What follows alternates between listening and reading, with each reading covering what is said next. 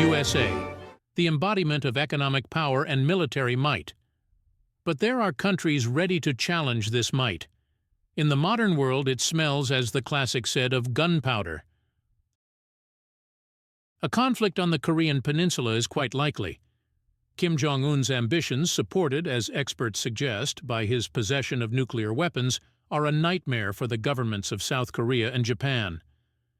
Recently, a military alliance agreement with Russia has also come into effect in case of aggression against North Korea.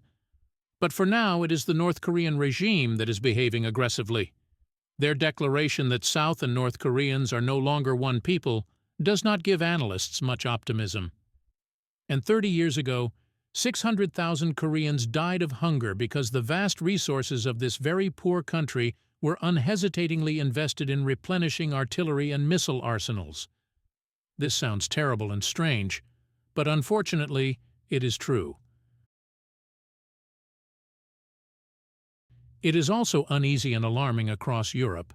The aspirations of Russia's autocrat Putin, who quite possibly wants to secure a place in Russia's history books next to Peter the Great, have heated the situation to an explosive state.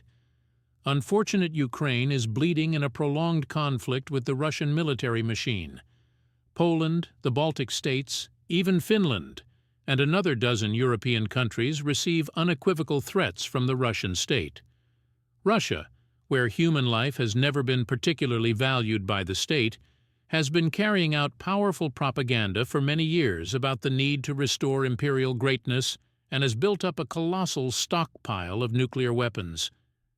Isn't this a reason for the daily and hourly nervous tension of many world leaders and their sleepless nights?